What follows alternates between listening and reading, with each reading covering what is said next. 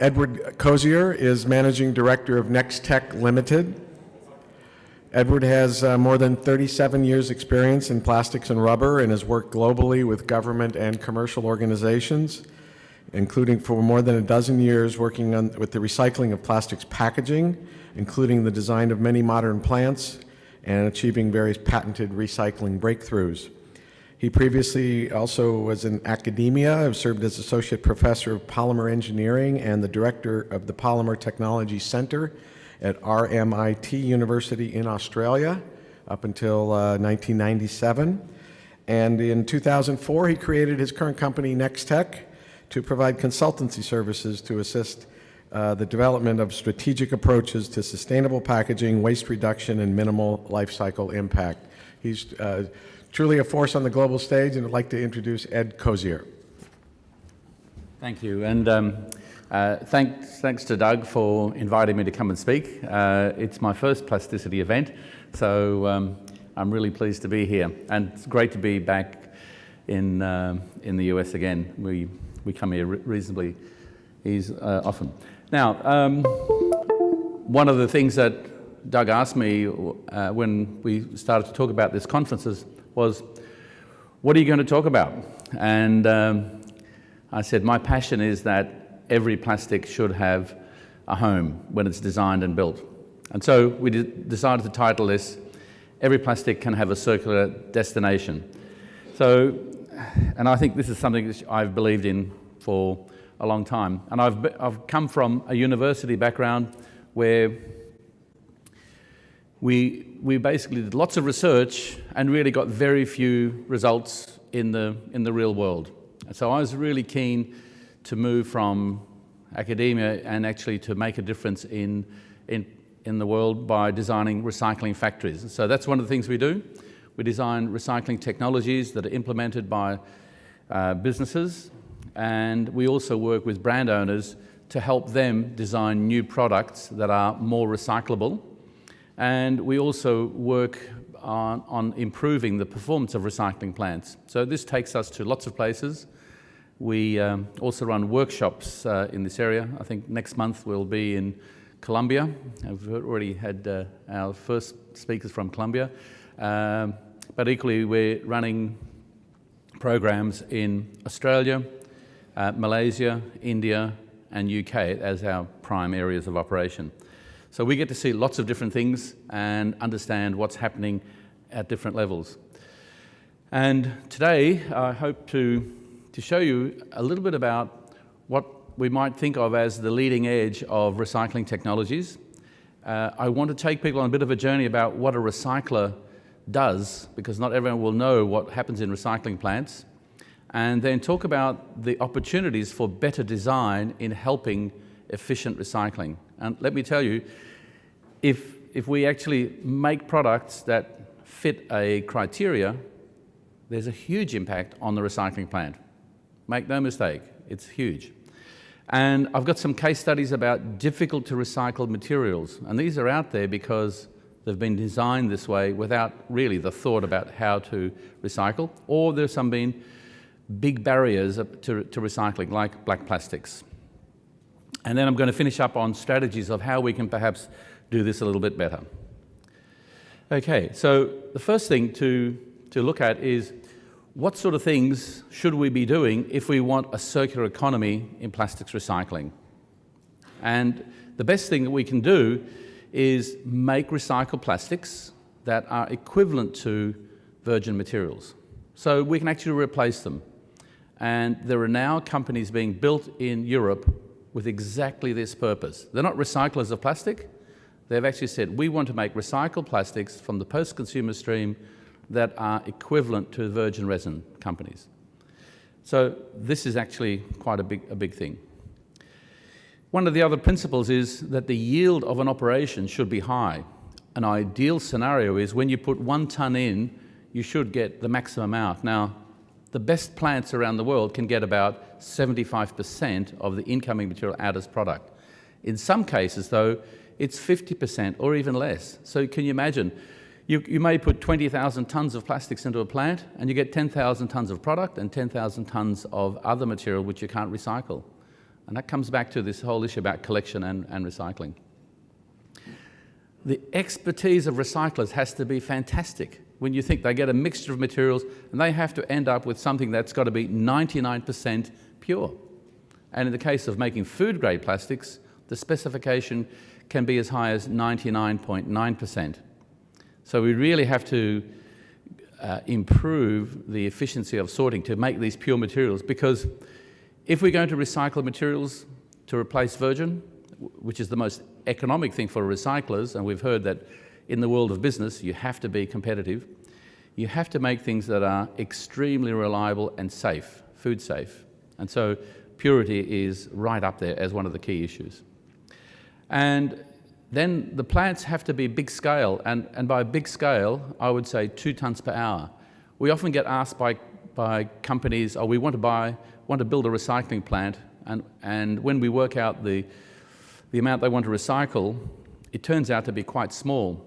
But a world scale plant is 2 tonnes per hour, which equates to about 15,000 tonnes per annum. So unless you're running that plant, you actually be uncompetitive with other plants. And the other thing is the plants need to be simple and stable to run. And they need to be simple to control. If anyone goes to a recycling plant and has a look at the equipment used, you'll find equipment that's probably cost $20 to $30 million in that plant. And do they have chemical engineers with degrees running that equipment? No. No, they have people who have very basic skills of reading and writing and understanding of machinery, and they're running very expensive equipment. And so the key thing is this equipment has to be very stable and very easy to control. And that's what lots of equipment has developed into. Then the other thing is you need a steady supply of material to the plant. We often get asked to design a plant, and the first question we ask people is, do you have the material? Do you have all the contracts for the supply of the material? Can we see the material? Because this determines what you actually design in a plant. And if you don't have that, you really will run into trouble. And you can't just build a plant and say, let's hope for the best, because it doesn't work that way, because you will run into trouble. And in a recycling plant, every possible contaminant that you can find has to be removed. And it's got to be done in an efficient and safe way. And that includes inks. And we had a great story today about making sure people leave caps on recycling, or in fact that was at the Nextek conference. Things like caps on PET bottles are essential now in recycling operations because they represent a revenue stream. So, and ideally in a circular economy, we should be able to do this time and time again with stable recycling processes. And here are a series of steps that recyclers have to undertake in order to recycle materials. These are the basic things. So they involve debaling, removing sand, taking out loose labels and metal, sorting the material into product streams, cutting it up, washing it, and then sorting it again to take out the coloured materials, removing any metals that are in there. And then there's very often a decontamination step. And then we extrude the material into either granules or perhaps into, we may work with flakes. And then you have to do all the testing. So there's a lot involved there. And when you buy plastic materials as a bale, you not only get the bottles, and most specifications would say at 90% purity in a bale, then that's a good bale. So, and very often you'll get less than that. And so you get lots of other contaminants. In PET, there are lots of other things, for example, aluminum cans. You get detergent bottles, you get thermoform trays, you get paper products, lots of these get in. And these are bales that are purchased. When I started in recycling, I used to complain about the amount of water that was in a bale. So 8% of a bale is water. So if you're buying a bale, you would have 8% of your money buying water. And I'd go to the suppliers and say, I want a discount. I want 8% discount because of all the water you've got. I don't want to buy the water. There was no discount, I can tell you. So you get the water. Okay. If we take recycled high-density polyethylene, and Tamsin gave us a great overview of what they're doing in California and other parts of the US. I want to go through some of the key requirements. And just to show you how difficult it is, if you like. First of all, if you're going to sell a material for a circular economy, it has to be consistent, it has to be a neutral colour, it has to have constant composition, and we might use melt index to measure that, and we have constant mechanical properties and low odour. All those are, if you like, the baseline, and you can't always get that. And then people want the price. They immediately say, oh, it's recycled, so it has to be less than virgin. But usually, it doesn't have to be very far below virgin resin. Then it makes it still acceptable. And if you sell recycled material in the normal market, for example, for pipe, you'll typically get 2/3 of the value of virgin resin. And for a recycler, that's a killer. They really can't make money if they have to sell at low prices. So that's quite difficult. So the big question is, can we do this right now? And I think to some extent Tamsin led the way. The answer is, for food-grade resins, the answer is no. But for non-food grade resins, the answer is yes, we can do it. And so this actually has encouraged a whole series of developments. Now, the bottles I'm showing you there are bottles that are going to be put on the market in Europe. They're also on the market here in the US. And there are two bottles there shown in colour. One has 50% recycled content, the other one's made from virgin. So I don't know if you can pick which is which. And in reality, it doesn't really matter, because most consumers wouldn't be able to pick the difference between them. And these bottles are now going back into the loop. So the company that makes these laundry products is now going to take their laundry product bottles from the market. They're going to put it through a process and put it back into the market again. And this is really what's happening both in the US and Europe, and this is going to be the way the circular economy will work. But just a few steps about recycling. The first thing that happens in a recycling plant, we put the materials into a trommel, which is like a big screen, and we shake it. We shake the material. And at that point, if you've designed a small bottle or made small products, they all fall through the system and go out to waste, or perhaps to a recovery system.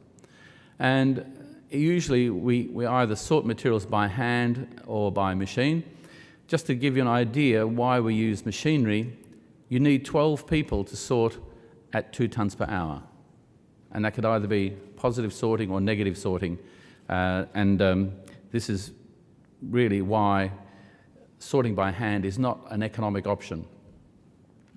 This is the way automatic sorting machines work. And this is a very old graphic, but it's a very nice one because it shows you bottles travelling on a conveyor, a sensor looking at the polymer signature of the bottle, and it's determining, is this PET, high-density polyethylene, polypropylene, polystyrene, PVC, and then an air blast directing the material into another direction.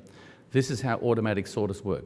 And they use the near-infrared signature to sort these materials. And the sorting efficiency is approximately 95% for nearly any modern system that you buy.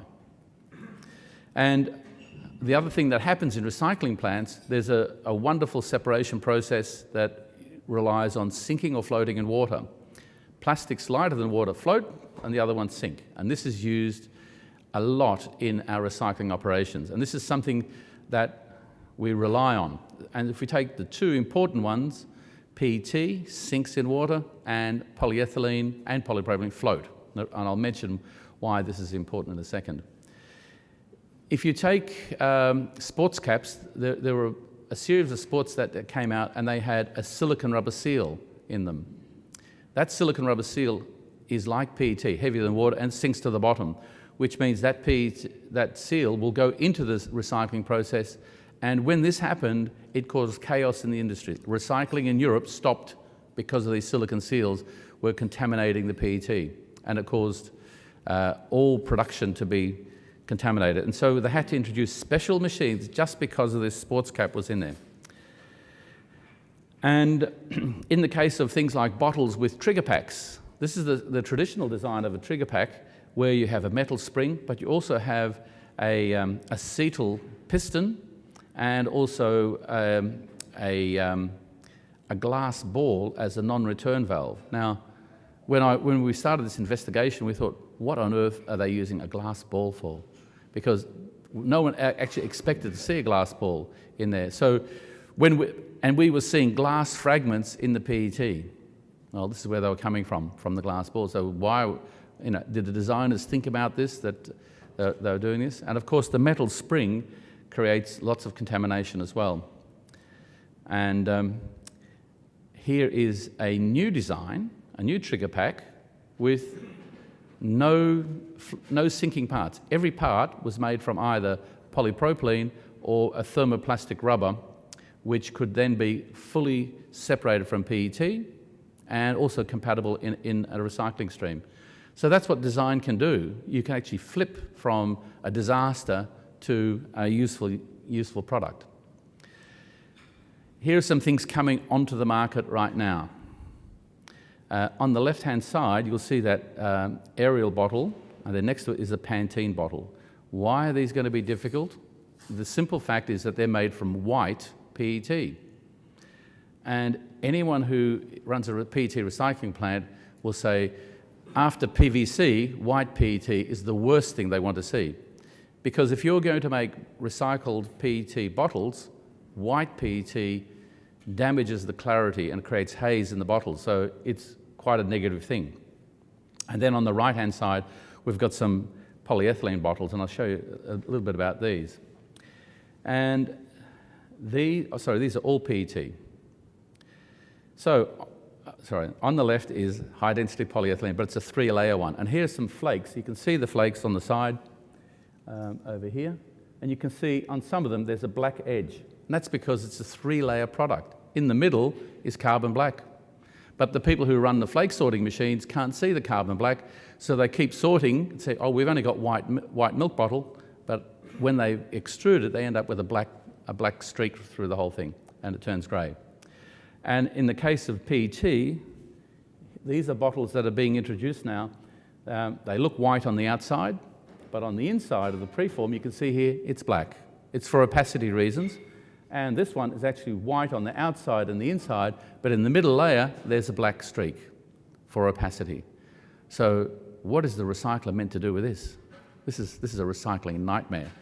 So let me tell you, if whoever designed this walked into a recycling plant for PET, they'd get a very warm welcome, I can tell you. Okay, and here's another very new product coming from Procter & Gamble. It's just come on the market. It's a Lenore bottle, which is a fabric softener, and it has a full body sleeve. Underneath that sleeve is a white PET bottle, which is, we're saying it's not a good thing, but the sleeve is made from another material. And so when this material gets sorted, it's in fact a polyester, it gets sorted not based on the PET that's underneath, but based on the label. So there are confusing messages here. However, Procter & Gamble said, we've put instructions on the label to tell people to unzip it. And there's a zip along here. And so they say, well, all the consumers will unzip it, and so they'll separate the sleeve from the bottle. This doesn't happen, despite the best efforts of marketing.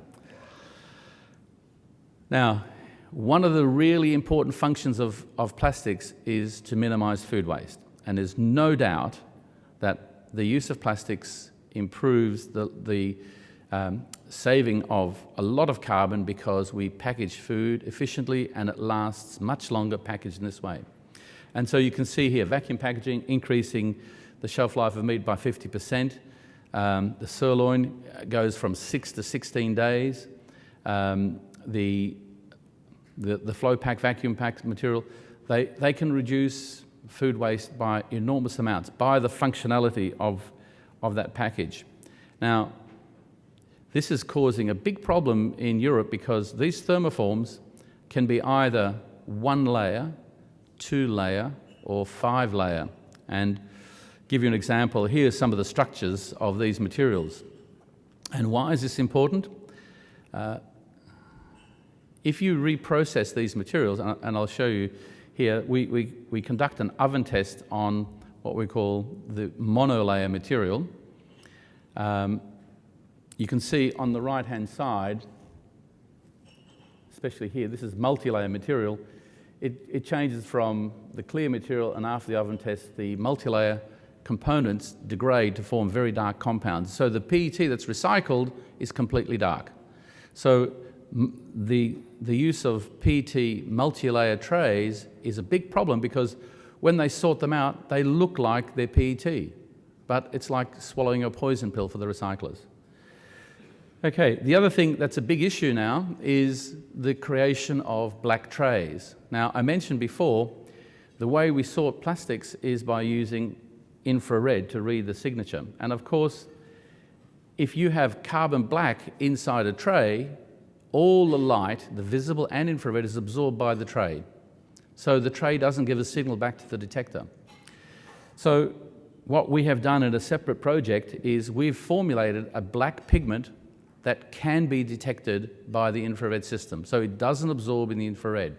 And last year and this year, we'll see major trials of big brands using the so-called detectable black pigments. And so we're looking forward to this being rolled out in the near future. And this will become one of the simplest steps that we can do for recycling black plastics. Just change the pigment and it goes from unrecyclable to recyclable. And this is an indication of how this can happen. So you can see over here, this is what the camera sees. So you can see here's a black tray, here's a clear bottle, there's the outline of the clear bottle, and there's the tray. If this had carbon black in it, you would see nothing here. So this is showing you that the machine can see both materials, and at very high efficiencies as well. So what about the use of bottles? If we have a look at bottles, and I think I may have got my slides out of order here. Have I? No, never mind. The first one on the left is a sleeve bottle, and underneath it's clear. The next one is a food-grade milk bottle, and the one next to it is a food-grade bleach bottle, and then the last one's a black bottle. Now, one of the problems is in sorting, you may not get sorting in the correct category or the material seen at all if it was black. And so, especially if you take the milk bottle and the bleach bottle, how do you tell the difference if they both appear to be the same? So this is a problem, and if we use the new technology we're using for markers, and I'll show you a little bit about this, we're using ultraviolet light to shine on the labels of these bottles, and we're getting a signature in the visible and in infrared. So that means we can tell the polymer and we can tell the visible signal. And by coding the system, we can actually tell what that material is used for. So this is showing you where we would put this into a plant, usually after a primary sort. And we can use 1, 2, 3, 4, 5 markers, and we have an increasing number of combinations. So if we use 3 markers, we have 7 codes available to us just from 3 markers. If we use 4, we have 15 codes. So it's a very flexible system, and so we can develop a protocol to identify materials. So we could say one color is for food grade, one is for non-food, one may be for bioplastics, and one may be for trays compared to others. And here are some of the materials we're using. These are just sat under a UV light, so you can see the variation in the materials. And we can see all of these by the use of a visible spectrometer at high speed. And this is the protocol we're proposing to use. So we're using, in this case, red for food grade, red and yellow for food grade pot stubs and trays, because in PET that's required as a separation step. And food grade and fully coloured sleeves are going to be using red and cyan, and then non-food would be yellow. And there are reasons why we're going for those particular colours, but I won't go into them. But I'm going to show you a video, and I'm not sure if I'm going to click this, whether it's going to work or not. Whoops, I'll go back. Okay. So you're going to see a video of bottles with sleeves on them, and we're going to do 2 tests. So let's see how we go. Okay. So we've mixed in bottles with sleeves of various fluorescent markers. And in this test, we're just taking out markers with a red signal. So when you see these bottles flying under the light system, you'll see that some of them being coloured. When they go red, they're being ejected. This is on the other side, and you can see the bottles falling that are not detected, and then on the right-hand side, the ones we are detecting. And this is being done at 2.5 metres per second, which is full production speed. And we're selecting only that red sleeve to take out. So you can see here, this is, first of all, a high-speed process and very selective. So we'll just have a look at the final product in a second as well.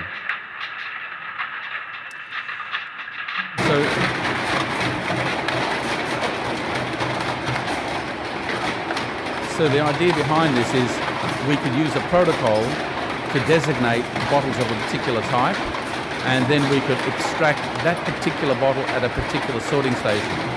So if somebody said we want to take out a particular type of bottle, as long as it had a specific code, we could indeed do that.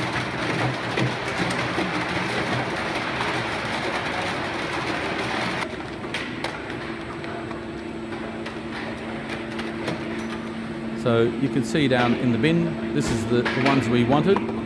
There's one error in there, which is a bottle with a red label, and that was something which is always can happen, but all the rest were exactly the one we wanted. And here are all the rest that we sorted from. These are all bottles taken out of a MRF. And now we've put the whole lot in again, just to demonstrate, and we've selected this time a blue label, a blue marker, and we just by changing the software, we can select the next bottle type that we're after.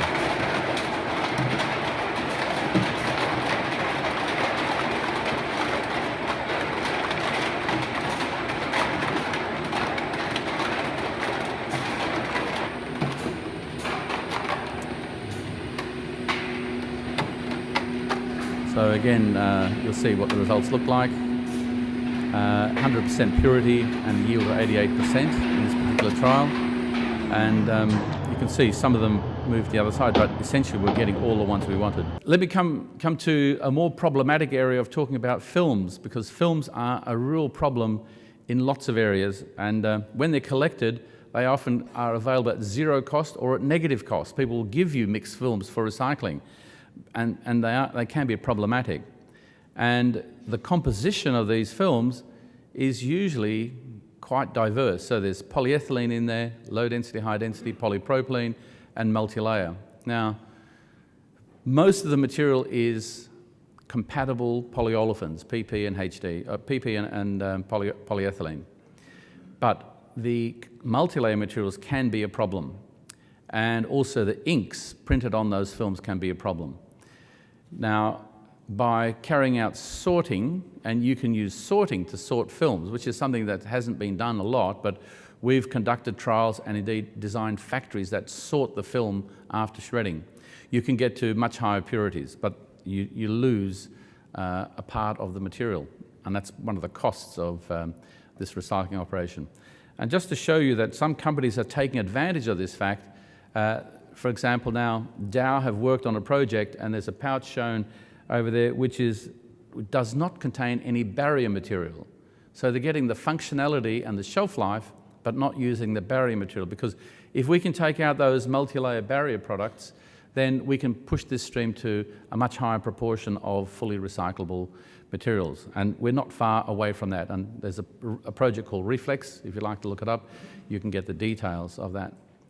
And in the study that we worked on, we were able to introduce processing where we can actually extract a lot of the volatiles on the extruder. So we're able to go from, for example, this is what material looks like without proper devolatilization in the melt, and we were able to go to films like this from that mixed material, and by using very high vacuum on the extrusion side, we're able to extract the inks and extract the volatiles and create highly usable films. So this is quite an important area, and I think we'll see more activity in this area. But it's probably one of the hardest to run economically because of the low value of the film. To the kitchen, when people use it, they say, oh, this goes in the recycling, this goes in the landfill. The other thing that'll happen is in the supermarket, when they pick up a tray and they say, this is not recyclable, they'll put it back down again and say, well, is there another brand that is recyclable? And hopefully the market will move to products that are recyclable. And this is one way of carrying out consumer education, just by having a very clear labelling scheme. And then there are lots of industry groups in Europe and US, groups like APR in the US, the Association of Post-Consumer Plastic Recyclers, EPBP, which is the European Plastics Bottle Platform, PRE, which is Plastics Recycling Europe. They all have categorization. So if you're a brand owner, you design a product, you can tell instantly whether that's recyclable or not. And you can label it then. And that's a great thing for these people to do. And there is, these days, no excuse to make a non-recyclable package or a difficult-to-recycle package. There's no excuse. If you design it, you can redesign it. Maybe expensive, but that's your responsibility. Companies need to do it. And we should make recycling simple. Polypropylene, high-density polyethylene, and PET.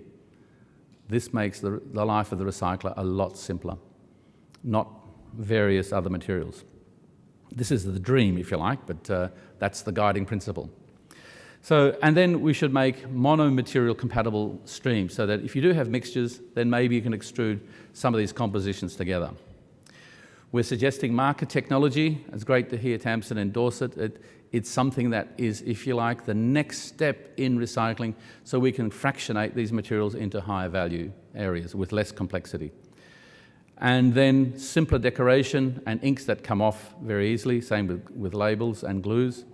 So these are all things that brand owners can ensure. It's a specification for them. And the good news is that lots of brand owners are doing this, but not all. And here's another video on on-pack recycling. As the number of materials we can recycle increases, you may not always be sure what items of packaging you can recycle. So, it's good to know there's a simple labelling system in place to help you, which you'll find on the majority of popular and well-known products. The labels are a quick and easy way to find out what you can put in your recycling at home.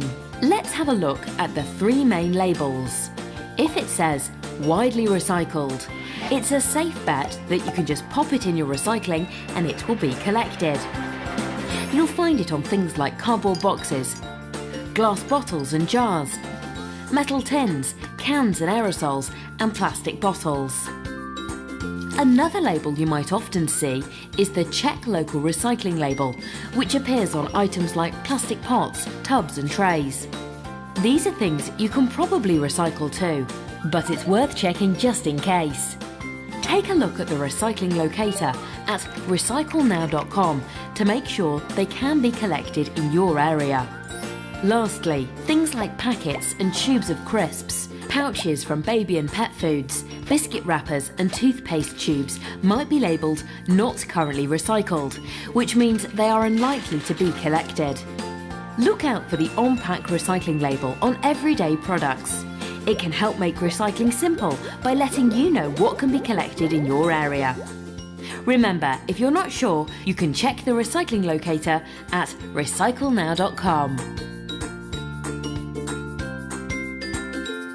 There's a similar one based on that in use in the US as well, and it can be used widely and internationally. Now, and also I mentioned that there are recycling guidelines. This is one graphic of one area for thermoforms. This has been put out by the Plastics Recyclers Europe, and they have a red, amber, green system. And you can go to all these design guides and they'll say, if it's red, it's a bad point. If it's green, it's in the good area. And if it's amber, then you need to check and maybe there are alternatives. So I just want to say that these are widely available and doesn't take much searching to find them. So just summarising, we need an urgent action agenda in order to address what we're trying to do on this planet. We really only have one planet. We're not going to go to Mars, whatever they say.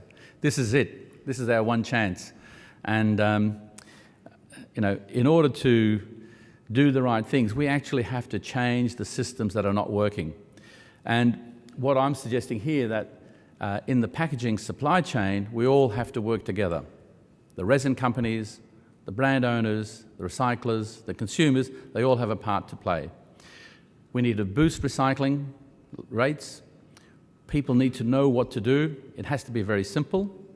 And we have to have a market for recycled materials. And whether we do it by market creativity in the free market or we do it by legislation, it doesn't really matter, but we actually need to do it. We need to stop the flow of materials that are not wanted. The one big thing I'd say is we should be seeing more big recycling operations, big plants like 100,000 tonnes, in order to make these systems competitive with virgin recycling. And probably something that we would like to see happen is that we'd like to see virgin resin companies buying recycling operations. Number one, they'll know how difficult it is, and then they can also make an offering of, do you want virgin, or you want recycled, or do you want a blend? And then they have the full market, and then they can actually bring their science and technology, which they develop in the virgin side, into the recycling plants, because the recycling plants are very often run on a low-tech basis. And the final part, and it comes back to the designers, is when you design a product, make sure you know exactly how it's going to be recycled. When you do that, when you know exactly how it's going to be recycled, the recyclers will have no problem. If you don't know or you're not sure, then you need to go back to the design table and say, let's pick one of the options and design it for one of those options. Okay, so that's my final slide. As I said before, every plastic item can have a circular destiny if we do so. And my little strapline here is, if we can imagine a solution, then we can do it. Indeed, we must do it. Okay, thank you.